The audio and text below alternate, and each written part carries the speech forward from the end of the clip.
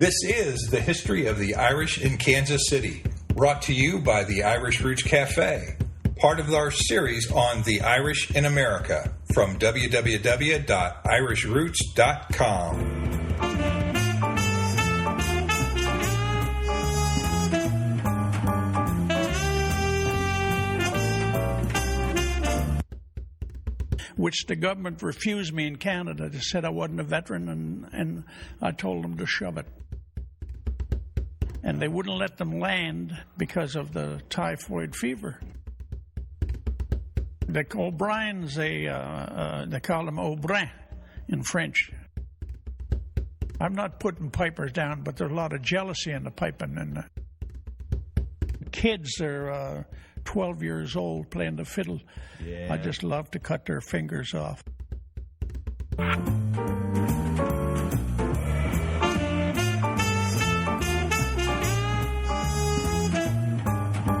I'm Michael Laughlin, your host. You can reach me with your comments by emailing mike@irishroots.com or by mailing to Box 7575, Kansas City, Missouri, 64116, the old-fashioned way. Phone in your comments to me at 816-256-3360. Please do call in and leave your message. We always look for comments, and you might be able to help us out with a little audio message of your own, letting people know what some of the history in Kansas City is, and for that matter in the Midwest as we expand our episodes. We've gathered together a group of scholars, authors, and everyday Irish to paint you the picture of the history of the Irish in Kansas City.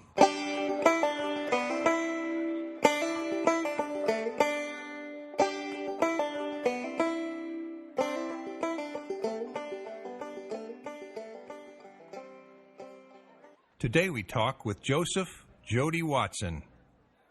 Episode number 14, When Kansas City Met the Lone Piper. It's going to be a good one today, folks. There's only one of a kind when it comes to somebody like the Lone Piper in Kansas City. And he's not only piped here, but he's piped all across North America, as well as in Ireland and in the halls of Congress. So be sure to stay tuned for that. We just got time for a few announcements because the interview, I just couldn't cut it any shorter than I have. But the big news is, and I'll just limit it to that, is the book on Missouri Irish. The original history of the Irish in Missouri is out, and it is good.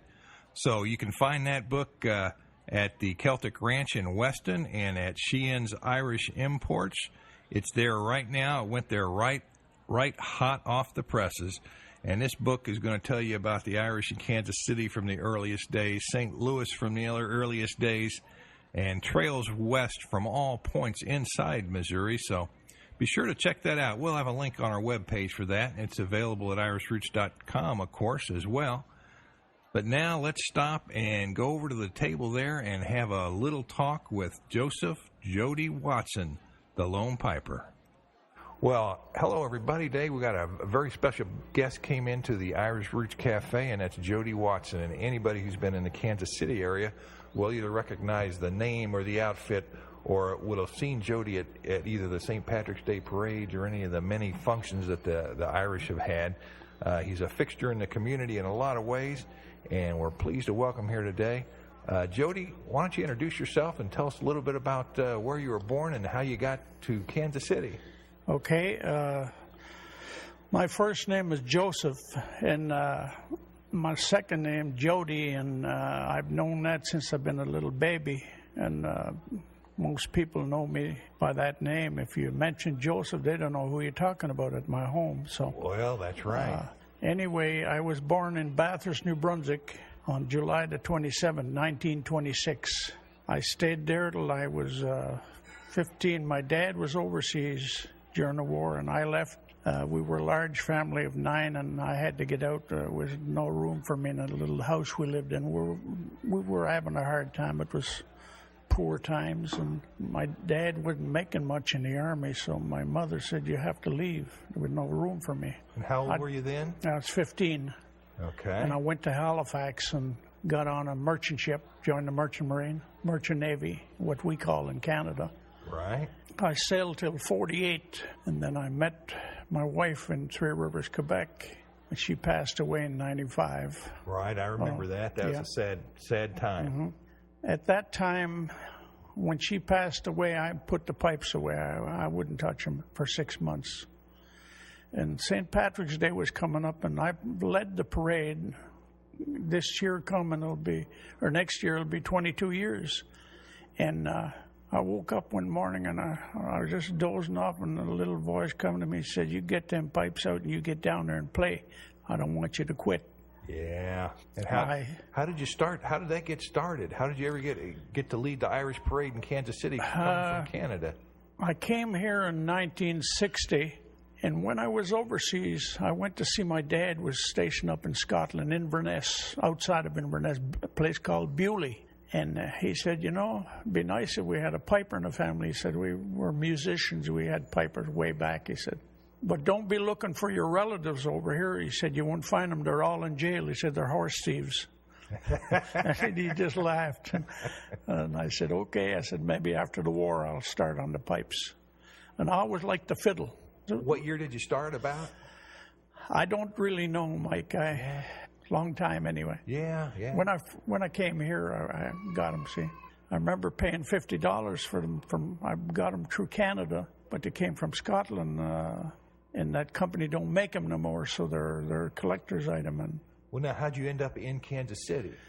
I was working for a firm in Toronto in construction, and they had franchises all over the United States and different countries. Right. In different floors for hospitals and wall coatings. The franchises gave me an offer to come down here because I was training some of them guys up in Canada. And they said, "Why don't you come to work for us, you know?" Yeah. So I had to fill papers. It took me 2 years before I could get in. Oh, that for the immigration papers. Oh, yeah. It wasn't easy. I'm not an illegal. Well, yeah, today you just walk across the border, couldn't you? Yeah. When we came here, then I wanted to go to night school, so I started going to night school, and I knew how to work steam engines aboard ship, and that I worked around them, fired, and sure. So I went to engineering school, and I got some papers, and then I went to electrical school and plumbing, and I took up anything I could take. I was hungry to learn, which the government refused me in Canada. They said I wasn't a veteran, and I told them to shove it. So I said, "I'm going to the States." Since then, in the year 2000, we got our veterans' rights in Canada. Yeah. And they gave me $20,000 because I sailed over in the North Atlantic for 2 years. I get some other benefits from them now. But finally got recognized. But we had to go on a hunger strike. Some guys went on Ottawa, on Parliament Hill, went on a hunger strike. Good. Did you do anything here? No, we didn't do nothing there. But I helped these guys here, the Merchant Marine. I joined them here to help them when I found out they didn't get nothing. Yes.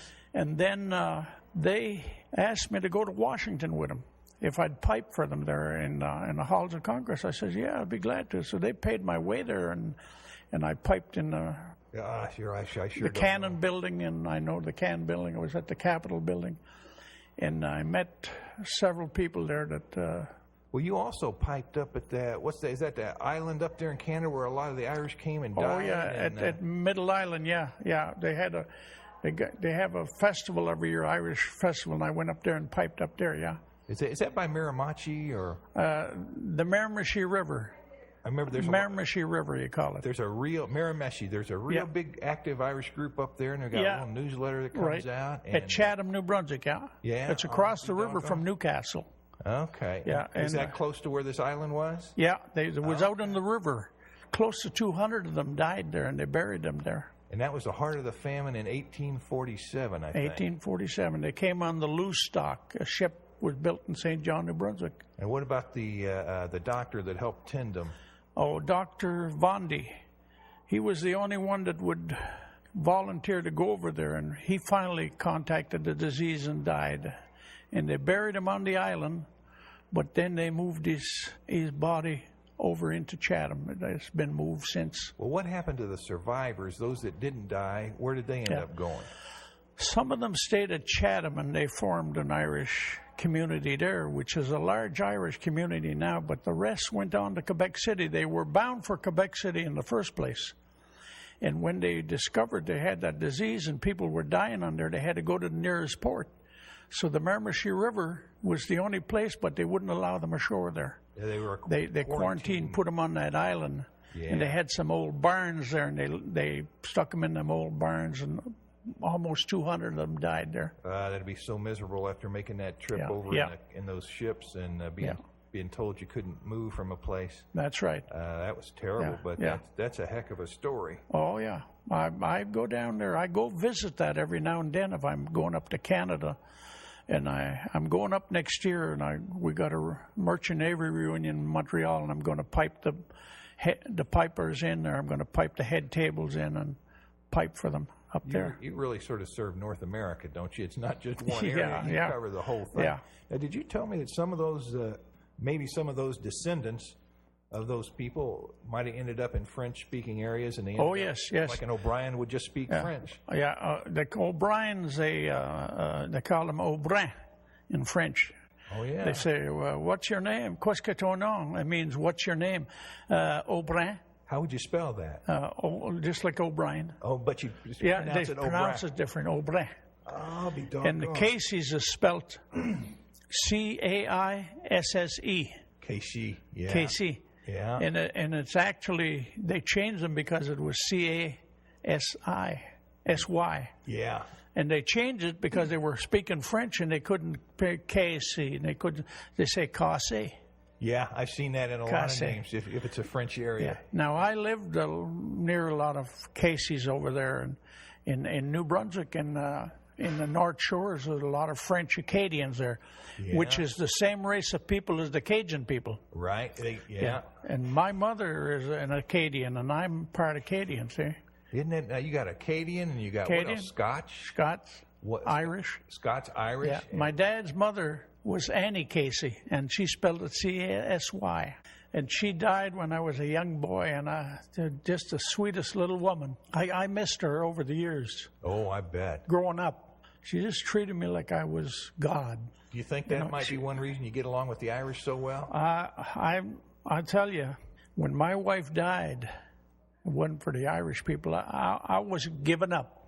A lot of the Irish people, like Patty Aylward, C.C. McCluskey, and people like that in the parade committee, they were always nice to me. They helped me out and asked me, is there anything we can do for you now before I'd start the parade, Said, well, we'll put you in a golf cart if your feet are sore. I said, no way.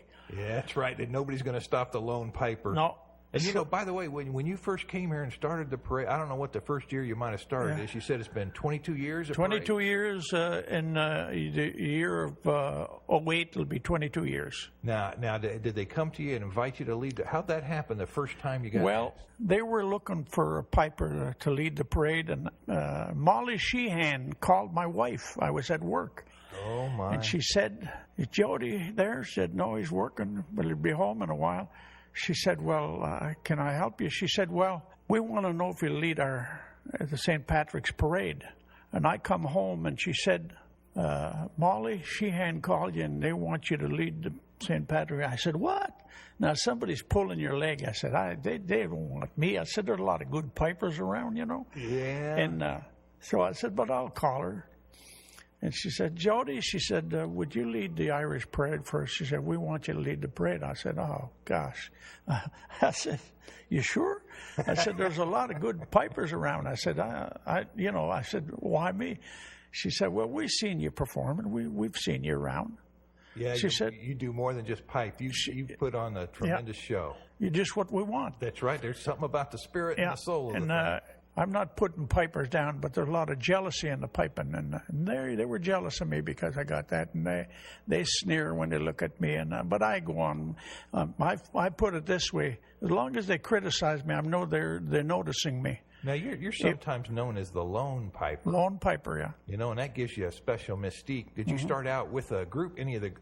Was there any pipe groups when you first started? Yeah, I went into the shrine to help them start a pipe band in there. Yeah. But I didn't stay too long because all they want to do is tip tip the glass a little bit. And, they were learning the same 2 tunes all the time, and I couldn't stay with that. You wanted to spread out a little it was more. too much teaching there and not doing enough performing. Now, was there any other pipe bands around at that time? Yes, St. Andrews. St. Andrews been here a long time, yeah. Did you ever pipe with them? No.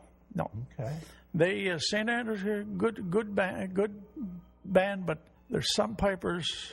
I'm not saying what outfit they're, but they have an attitude, and I don't know what it is about. You can't have an attitude if you're going to perform in front of people. You got to be friendly with people. You got to be able to meet people and enjoy yourself. And I enjoy it, and that's what I'm doing. I don't compete. That's right. I did compete, and I give it up. It was just too much hassle. And I just like to perform for people and enjoy myself. Well, I'm glad you didn't keep up competing, because then you'd been so busy we never got to know you. Well, I'm an outgoing person anyway, and I like to meet people, and I like to tell a joke or two. And well, I remember back around 1982, we started the Irish American Cultural Center, and you were one of the first people to step forward out of the blue, didn't know you. Yeah. And you said, hey, how can I help? You became one of the first founding patrons of the Cultural Center. Yes. And I remember you got some, 3x6 sheets of plywood, and we had a display. Some folding doors like for display. That's right, little Z display with had Father Donnelly on there, some of the early settlers, pictures of a few of the ships. And you did all that on your own. We got some pictures together, and I tell you, it sure helped. And that was back before the Irish had much publicity. They didn't have nobody was doing that. You started it. That's right. Just a small little room we was in over there. And it was the front office of I had a little office over there, and I just used the front office, and it was really meager and not a penny to spare, and no salary paid to anybody at any time. But I knew, then that if the Irish got together, the museum would be a big thing. Yeah. And it will be bigger as years go on. That's right. And I donated $500 to it. Hey, boy, you're always there. You always step up. And when I got some money from the Canadian government, I said, I'll just donate $500 to the museum to get this thing moving, Yeah, I said, it's a good idea. And I said, they need to do it. But I said, I can see it now. It's snowballing. It's just like a snowball gathering. Time has come. As you roll the snowball, it gets bigger and bigger. That's right. It rolls down the hill. And the day's going to come, and I would like to see my pipes and everything in the museum when I give her up. Oh boy, that'd be special. That should be too. Yeah. What other experience have you had with any Irish groups or Irish places? Is there a place where you ever went that you thought was where the Irish gathered? Stumpy's is a nice restaurant. I go down there. Kevin. It's a small place. Feels real homey, doesn't it? Yeah. And I'm going there on my birthday. I'm going to pipe going in the door there. And Where do you go on St. Patrick's Day after the parade's over and all the big things are done? Where do you end up? I got other things to do. I have to leave right away. I have other parades to do, like Holden, Missouri. Yes. They were putting on a drive for a Catholic church down there, so they hired me to go down there and play. And then I go to Cameron, Missouri, and Cameron called me a week before, and I said, I'm already hired. Well, they said, I thought we had a standing deal every year. I said, you always come up here? I said, but you never notified me. Yeah. Well, he said, from now on, he said, you're coming up here. I'll be doggone. Cameron's where my O'Loughlin's came down from Iowa, from Ireland to Iowa. O'Connor's up there. They have the real estate. Yeah. O'Connor's, I'll be doggone. And they're nice people up there. And I go up there and do they have a parade? 4:00 in the afternoon. Oh, my gosh. So then I come back from there, and then I had to play at a private party that night. So I keep going. I'm busy.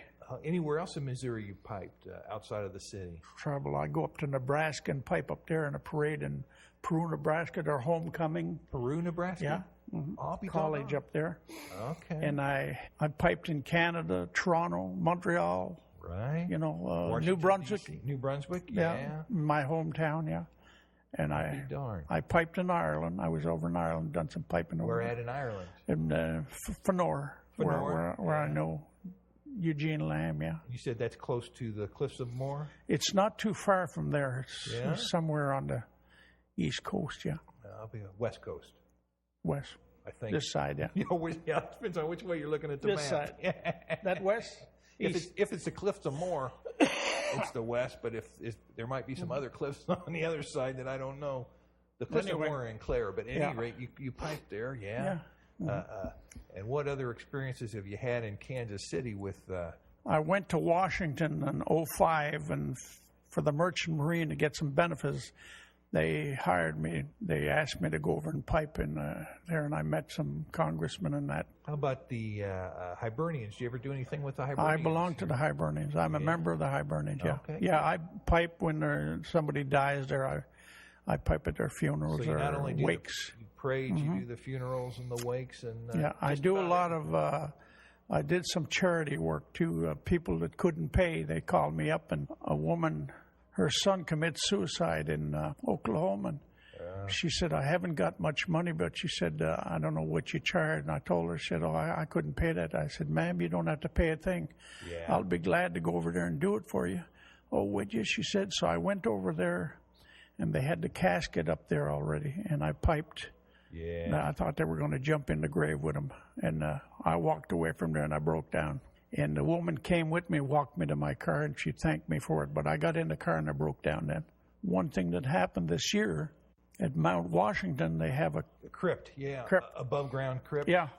So they had 6 caskets on one side and 6 on the other. And the woman that hired me, she said, well, this guy's from North Kansas City.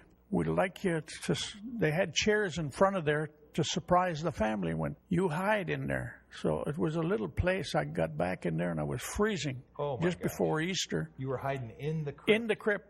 Oh, my God. And the undertaker didn't know I was in there. He closed the doors on me. And I was in there for 17 minutes and the hair was standing up in the back of my neck. My.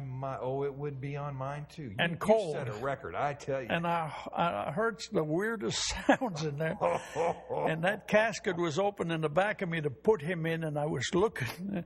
And they finally opened the door. He come and opened the door, and I said, well, he didn't say nothing. So he come back again. They were ready to roll the casket. She said, the piper's hiding in there. Go tell him to come out. So I started the pipes in there, and there was tile floor in there, and the sound. Oh. Then people jumped up when they heard them pipes. They thought somebody was coming out of the grave. I tell you, that had been a moment. And they stood up, and then they sat down, and then I could see a lot of them cry, and I was playing Amazing Grace. And they'd never be forgetting that. Yeah. And I was glad to get out of it. They'll never do that. They'll never trap me like that again. You've paid the price for being a great piper, I'm telling you. That was one of them. And I had some suicides, young people, that one guy was a counselor for kids, and they said he was a happy guy, and you never know it. He committed suicide. He couldn't take it. Boy, I tell you, you got to take care of the good with the bad. And you're not one that just went out for the parties. You've done a little bit of everything to help out and bring some meaning. Some of the Irish people, some of them, I can't mention their name, but they called me and they said, well, they couldn't afford a piper, but would you do it? I said, I'd be glad to do it. Yeah. I'm always ready. I said, if anybody can't afford it, I said, hey, I'll go. That's right. I said, I'll give my time. You even piped for my goddaughter got married here 3 years ago. 2 3 years ago. Piped for her wedding, and I didn't quite get them to really dance a real Irish jig, but they tried. Yeah. And you brought the pipes in, and it was, of course, as always, the hit of the show. Yeah. And you knew how to make an entrance, and that's a lot of fun. Battle. You were sort of there. You gotta be in with get the people involved with you.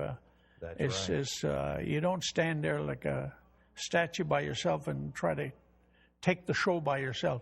You got to involve them. Let them know that, hey, come on, enjoy yourself, Have you ever gone out and just gone down to Westport on St. Patrick's Day or any of it, just started piping spontaneously? I don't do that. I don't. You'll see some people do that. Yeah, Are they just learning, or is it just I don't know what it is. They want to be known, I guess, which is okay. Yeah, which is okay. Making a way for themselves. That's fine. That's as long as they enjoy themselves as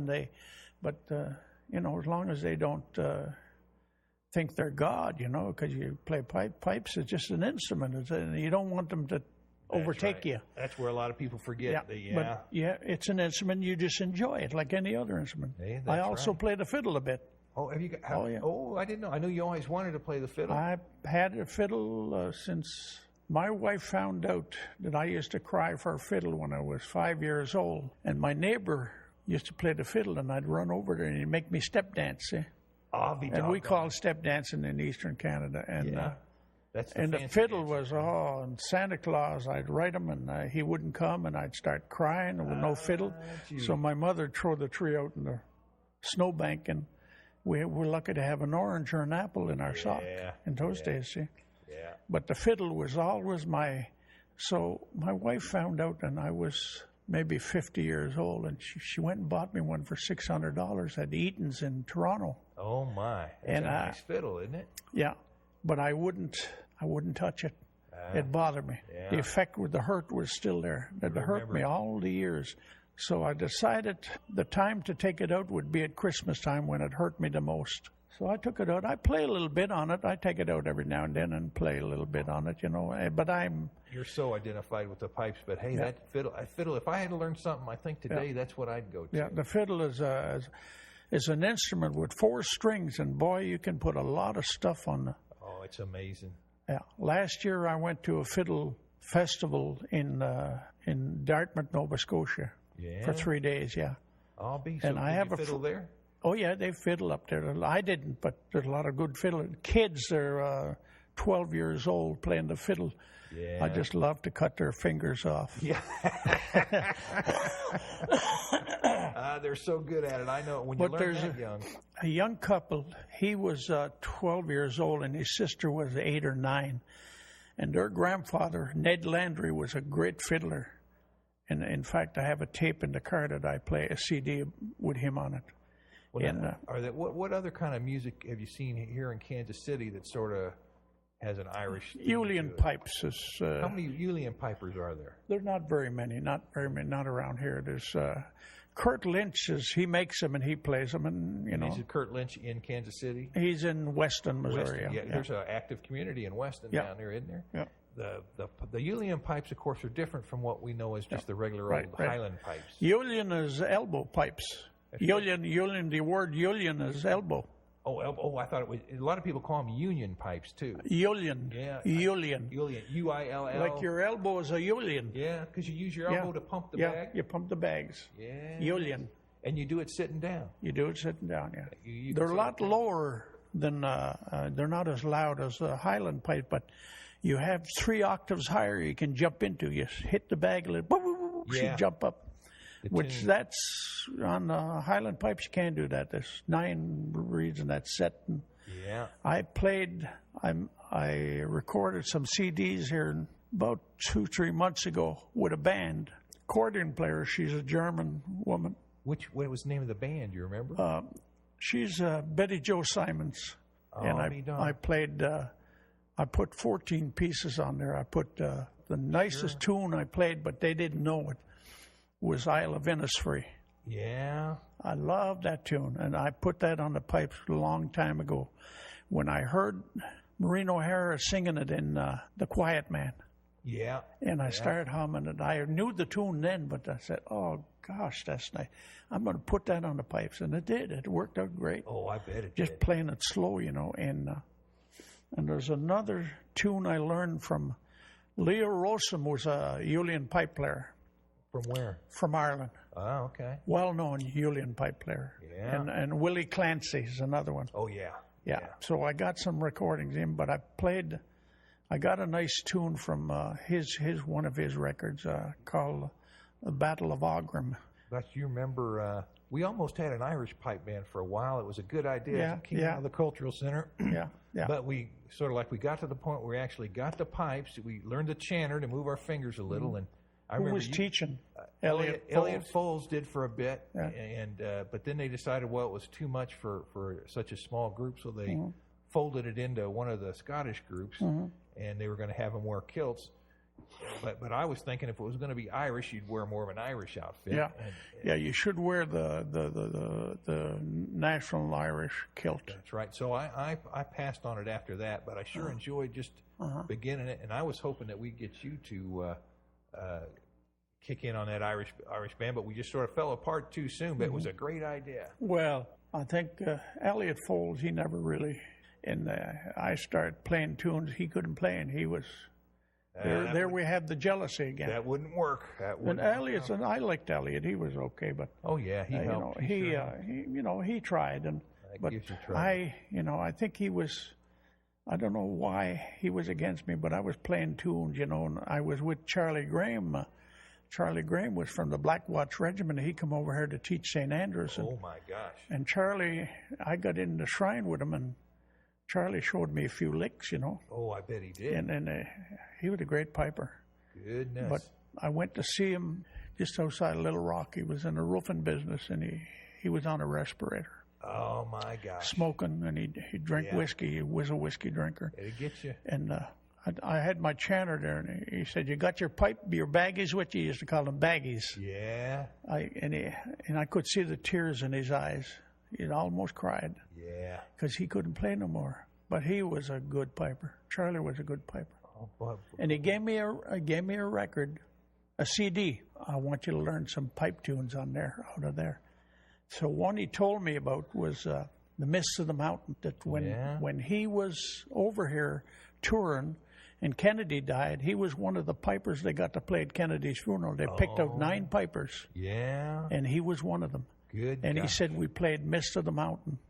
He said, I want you to learn that. And I learned that. Oh, but just by ear. Just by ear. I played it, and Goodness. What a lovely tune. What other names come to mind when you think of the Irish in Kansas City, that people you might have met over time?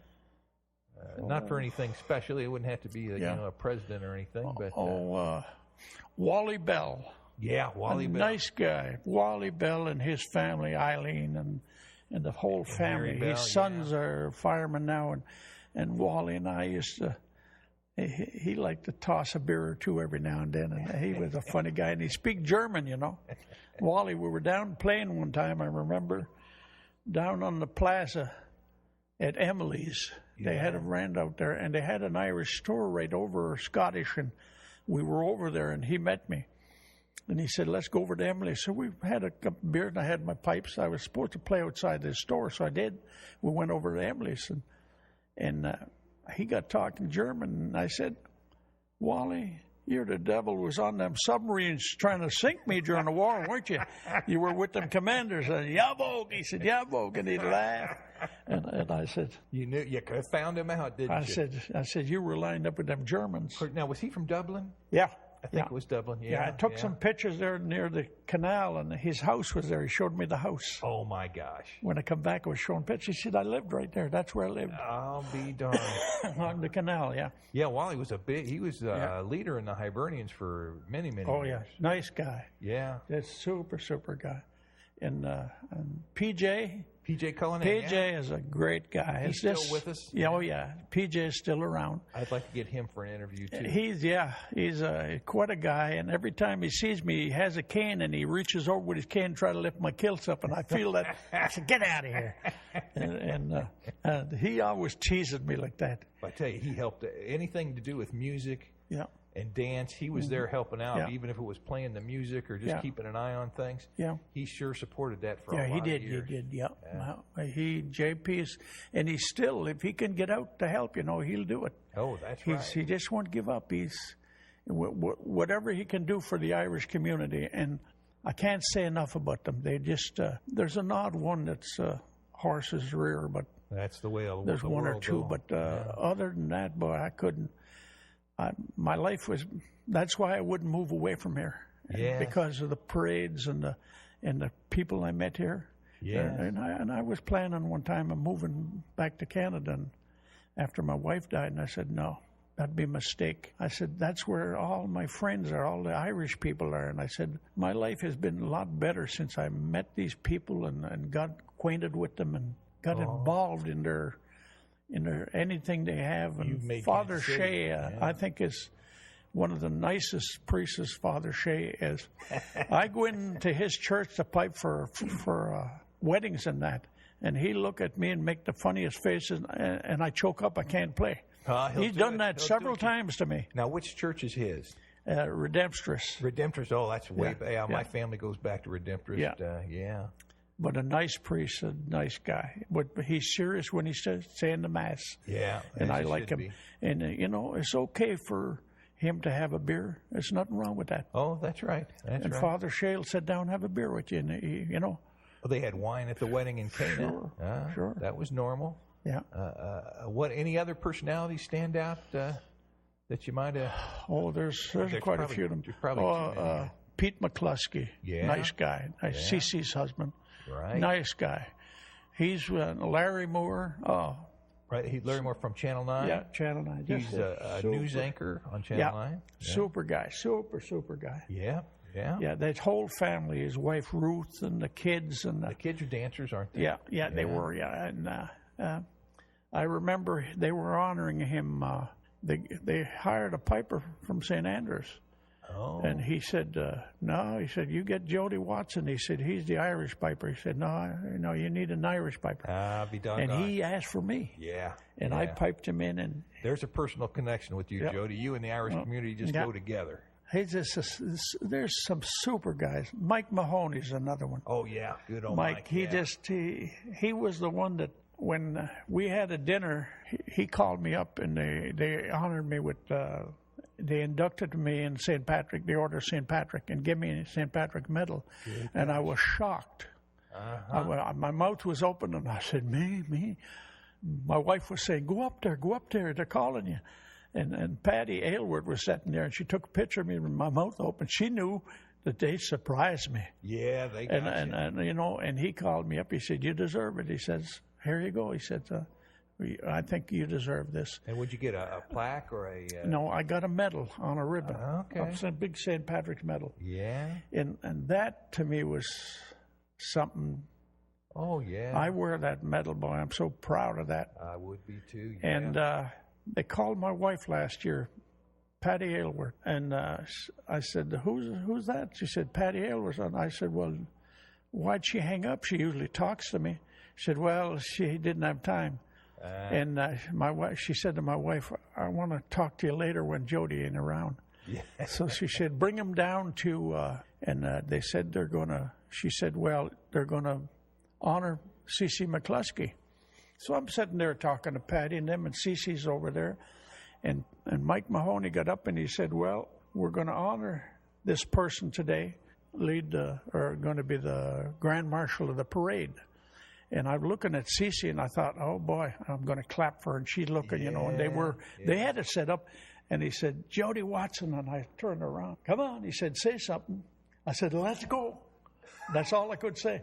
And I was tongue-tied. I bet. I thought, one of the few times that would ever happen. What an honor. I said, and here, Mike Mahoney called me up again, and he said, you deserve it. Yeah. And I thanked him at the end of the parade, and he just hugged me. I think was Mike from Dublin too. I know he's born in Ireland, and I don't know where he's from. I don't know where Mike, but he's There's another one we got to get on an interview. When my 80th birthday, I would like to invite you, but I at the time my mind was. Oh, hey. Gene was setting that up. Sure. So I got this accordion player over, and we got the pipes out. We got together and raised hell. That's the way to do it. And I got singing. She was playing some Scottish song, and I was singing. Fairly good singer, but I don't brag about it. I haven't heard you sing yet. Yeah, no. I'm going to have to, next time I see you out, I'm going to have to find a way to, what do we have to do to get you to sing the next time I see you? Another thing is I met Eddie Delahunt. Eddie Delahunt's a nice guy. He's just super. When he first come here, he got married to his wife. Yeah. I played at his wedding. Oh, they called me there to come outside and surprise him. Good. That's how I met Eddie. Man, I tell nice people. You've got to know just about as many people as anybody can. I know a lot of. The thing is, I know a lot of Irish people, and I don't know their names. They say, "Hi, Jodi. Hi, Jodi. Hi, Jodi." That's right. Some of the main ones. I'm going to forget some. I'm sure. Oh, but you've picked off some of the big ones. We've now hit just over the 40-minute mark, and I can't load any more than 40 minutes onto the computer. So we've been preempted by the computer. So we'll say goodbye. Yeah, well, do you have any special sign-off you'd like to say to the crowd? This is on the history of the Irish in Kansas City, and it's sort of like when Ireland met Jodi Watson in Kansas City. Thank God for meeting the Irish people. It just made my life that much richer. Thank you, Jodi. You've sure done that for Kansas City. And until we meet again, goodbye. Yep. This is Mike O'Loughlin at the Irish Roots Cafe. Reach me anytime at irishroots.com, where you can find all of our books and podcasts and blogs, including our other podcast, which is on Irish families worldwide. And be sure to check the show notes for this episode from our webpage. Donations and comments are welcome, and a big thank you to all of our members who make this all possible. That's all, folks. Until next time we meet right here where Ireland met Kansas City at the Irish Roots Cafe.